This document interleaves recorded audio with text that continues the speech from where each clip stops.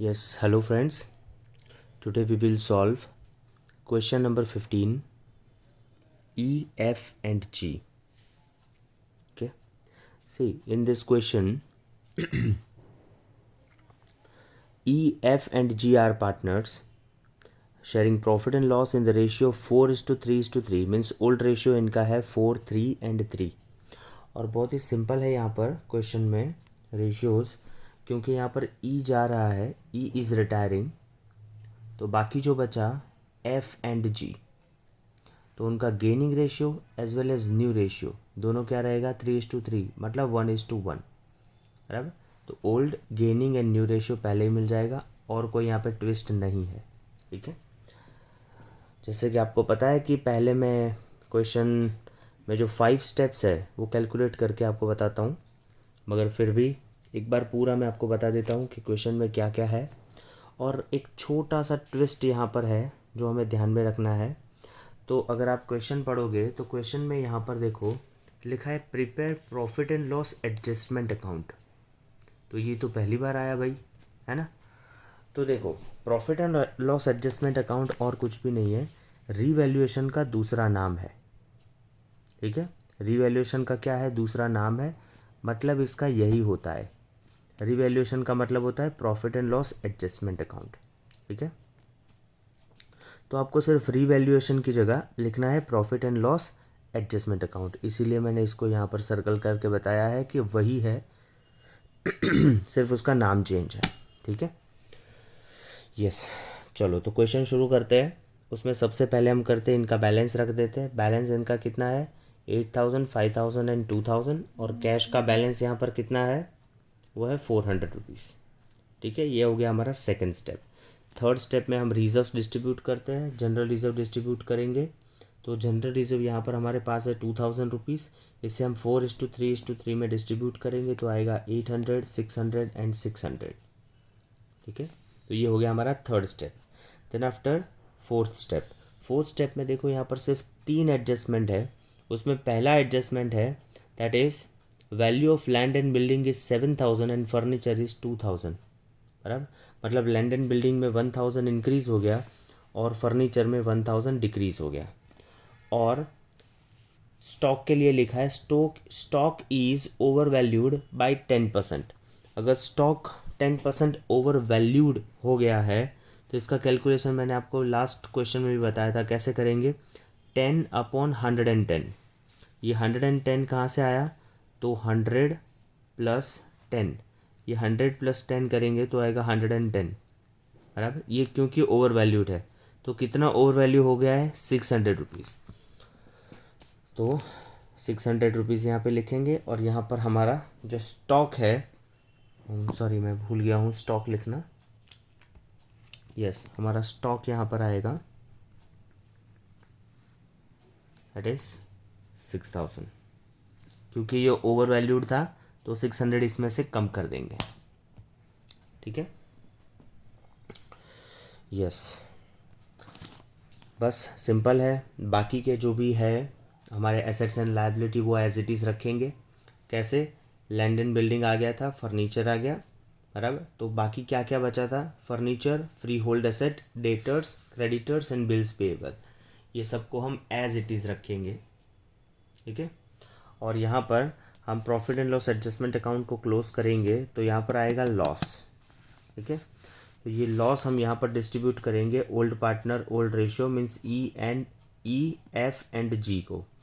Old ratio क्या है इनका 4:3:3, तो ये डिस्ट्रीब्यूट हो गया। बराबर, ये सिंपल था।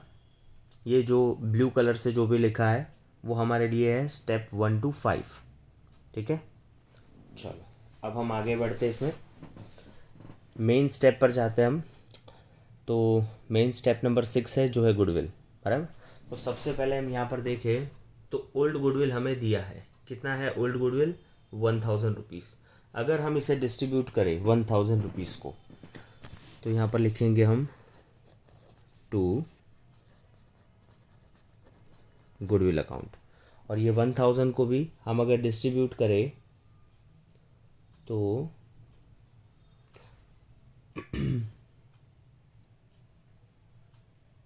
यस गुडविल को अगर हम डिस्ट्रीब्यूट करें तो इसका आंसर आएगा 400, 300 एंड 300। ठीक है। उसके बाद यहाँ पर लिखा है goodwill of the firm is valued 7,000 rupees goodwill का वैल्यू हो गया है। तो यहाँ पर कैलकुलेशन करेंगे थोड़ा बहुत। देखो, फोर्थ कैलकुलेशन होगा गुडविल का। हमें किसका गुडविल चाहिए? हमें तो गुडविल चाहिए ई का, जो जा रहा है, जो रिटायरिंग पार्टनर है। हमें रिटायरिंग पार्टनर का चाहिए। तो रिटायरिंग पार्टनर है हमारा ई, तो ईज शेयर ऑफ गुडविल। तो टोटल फर्म का गुडविल है 7,000 और इसका रेशियो है 4/10। अगर हम इसका 4/10 करेंगे 7,000 का, तो इसका आंसर आएगा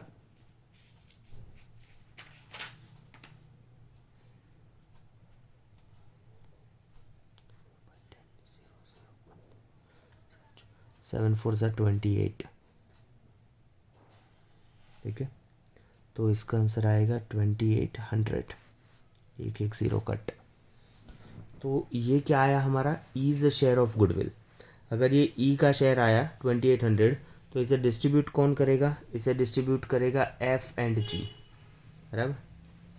तो एफ्स गुडविल एंड जीज गुडविल, इसे हम डिस्ट्रीब्यूट कर लेते हैं कौन से रेशियो में? इक्वल रेशियो में।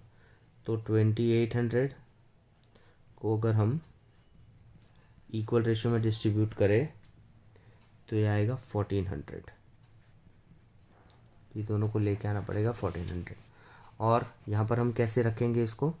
कौन जा रहा है? ई जा रहा है, तो ई को मिलेगा, तो इसका अकाउंट क्या होगा? यहाँ पर ई को मिलेगा तो इसका अकाउंट क्या होगा?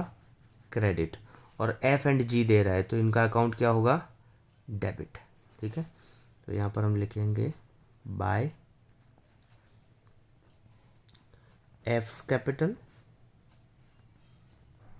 बाय जीज कैपिटल, और ई में लिखेंगे 1400, 1400। और यहाँ पर आएगा टू ईज कैपिटल, और यहाँ पर लिखेंगे एफ और जी में 1400 एंड 1400। ये हो गया हमारा गुडविल। ठीक है। तो चलो, गुडविल के बाद हमारा नेक्स्ट स्टेप जो है वो है स्टेप नंबर 7। देखो, स्टेप नंबर 7 के लिए यहाँ पर हमें क्या लिखा है इन्फॉर्मेशन में? देखो, यहाँ पर थोड़ा कन्फ्यूज़न है। थर्ड टॉपिक में स्टॉक भी लिखा है और इसके साथ साथ यहाँ पर ये फुल स्टॉप है, ध्यान रखना। उसके बाद एक नया लाइन शुरू कर दिया है, 5,000 to be paid to E immediately and balance to be transfer to his loan account. ठीक है। तो ये मिक्स मत कर देना, है ना। ये पूरा लाइन नहीं है, यहाँ पर फुल स्टॉप है और यहाँ से नया लाइन शुरू होता है। ठीक है। तो देखो क्या हुआ यहाँ पर। जैसे ही 7 स्टेप आया, मैंने यहाँ पर रेड पेन ले लिया ताकि आपको पता चले कि ये 7 स्टेप में हमें ऐसे करना है। ठीक है। अब देखो, 5,000 पेड इमीडिएटली। ठीक है। तो सबसे पहले तो पेड लिखा है, मतलब कैश में इनको पे कर देंगे। तो ई को हम पे करेंगे तो आएगा यहाँ पर टू कैश। कितना पे करना है हमें? 5,000। और यहाँ पर दूसरी इफेक्ट कैश में आएगी, बाय ईज कैपिटल 5,000। ठीक है। फिर से आपको लगेगा कि ये 400 रुपीज़ है, तो 5,000 कहाँ से देंगे? आएगा वो बैलेंस जब भी आएगा तब पता चलेगा। ठीक है। चलो, उसके बाद हमारा जो नेक्स्ट स्टेप है, अरे सॉरी, क्योंकि यहाँ पर आगे जो लिखा है दैट इज़ इमीडिएटली, हमने 5,000 तो पे कर दिया। Balance to be transfer to his loan account, उसका जो बैलेंस है उसे हमें ट्रांसफ़र करना है लोन अकाउंट में। तो सबसे पहले हम क्या करेंगे? ई का अकाउंट क्लोज करेंगे और जो भी बैलेंस है उसे हम लेके जाएंगे इनके लोन अकाउंट में। ठीक है। तो देखो, यहाँ से ई का अकाउंट हम क्लोज करें तो 8,000 प्लस 1,000 1,000 2,000 मतलब 10,000 10,000 और ये हो गया 11,000, तो इसका टोटल आएगा 11,600। यस, ये आया 11,600। अब ये जो 11,600 है, उसमें से जैसे हम ये माइनस करते हैं ये दोनों, तो इसका बैलेंस जो बचता है, देखो 11,000 है, 5,400, 640, ठीक है, 5,640 इसमें से माइनस करो तो आएगा 5,960।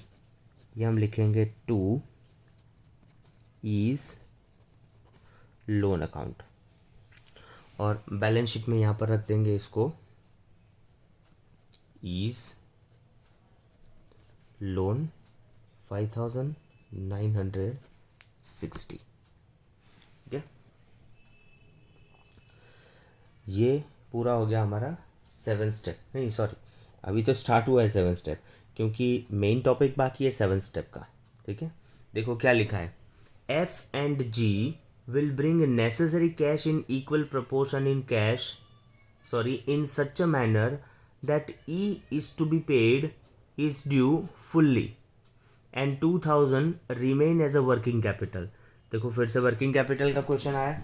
देखो वर्किंग कैपिटल में क्या ध्यान में रखना है, जब भी वर्किंग कैपिटल आए हम यहाँ पर क्या लिख देंगे, सबसे पहले कैश अकाउंट में बाय बैलेंस कैरी डाउन, मतलब ये हो गया उनका क्लोजिंग बैलेंस। वर्किंग कैपिटल जो भी लिखा है वो हमारा क्लोजिंग बैलेंस। तो यहाँ पर वर्किंग कैपिटल कितना लिखा है, 2,000 रुपीज़, तो यहाँ पर हम लेंगे 2,000 वर्किंग कैपिटल। और वर्किंग कैपिटल का जब भी क्वेश्चन आता है डायरेक्टली हम बैलेंस शीट में यहाँ पर लिख देते हैं कैश, जो भी इसका क्लोजिंग बैलेंस है, और सबसे पहले हम क्या करते हैं, बैलेंस शीट को क्लोज करते हैं। ये उल्टा क्वेश्चन है, बराबर, लास्ट क्वेश्चन भी उल्टा था, ये क्वेश्चन भी उल्टा है।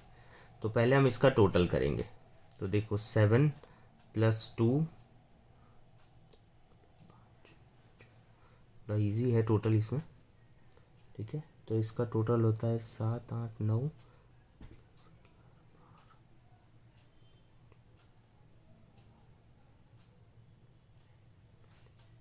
27,000 हो रहा है, 27,000,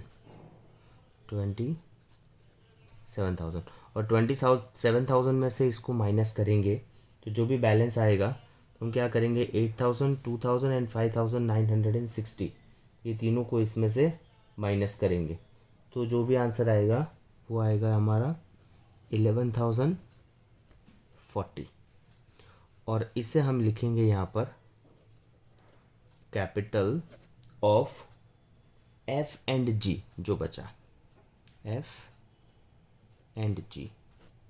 ठीक है, अब ये जो कैपिटल आया,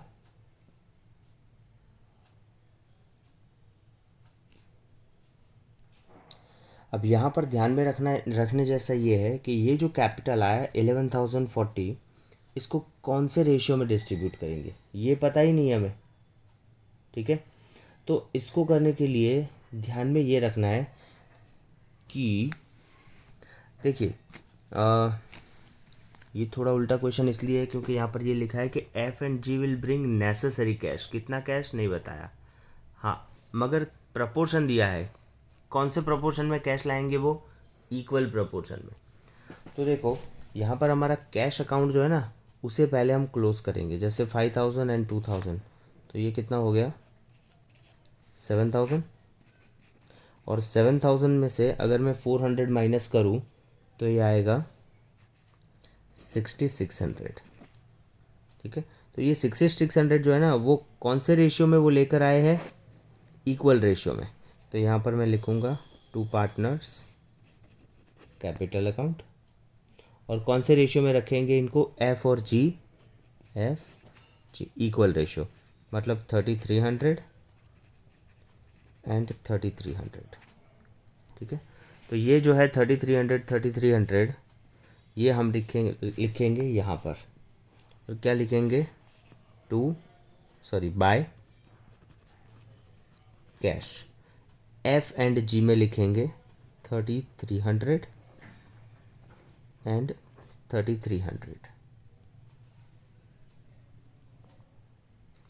यस, तो ये 3300 एंड 3300 रखने के बाद जैसे हम एफ एंड जी का अकाउंट हम क्लोज करेंगे तो जो बैलेंस आएगा वो आएगा ये टोटल 11,040। ठीक है, देखो अब हम इसे क्लोज करते हैं। इसका टोटल कितना आएगा, 5,000 प्लस 3,000, 8,000, 8,609, मतलब 8,900। तो ये आएगा 8,900 और इसका टोटल आएगा 93 5,900। ठीक है, अब ये दोनों में से ये माइनस करते इसमें से, तो 8,900 एंड 5,900, ये दोनों में से अगर हम ये दोनों माइनस करें, जो भी बैलेंस आएगा वो यहाँ पे लिखेंगे टू बैलेंस कैरी डाउन। ठीक है, तो ये बैलेंस आएगा हमारा, वो आएगा 7,020 एंड 4,020, और ये बैलेंस हम रखेंगे यहाँ पर 7,020 एंड 4,020।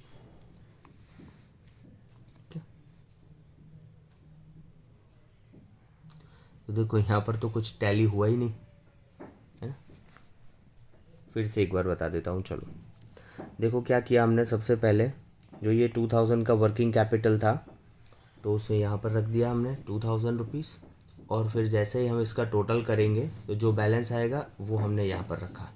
ठीक है, उसके बाद हमने क्या किया, क्योंकि यहाँ पर थोड़ा गड़बड़ क्वेश्चन है तो इक्वल प्रोपोर्शन में कैश लेकर आते हैं, तो पहले हमने कैश अकाउंट क्लोज किया। तो जो 7,000 बैलेंस आया, और सॉरी 6,600 जो बैलेंस आया इसको हमने इक्वल प्रोपोर्शन में डिस्ट्रीब्यूट करके पार्टनर्स कैपिटल में रख दिया, और उसके बाद एफ एंड जी का अकाउंट हमने क्लोज किया, तो हमें जो बैलेंस मिला वो हमारा आया क्लोजिंग बैलेंस। ठीक है।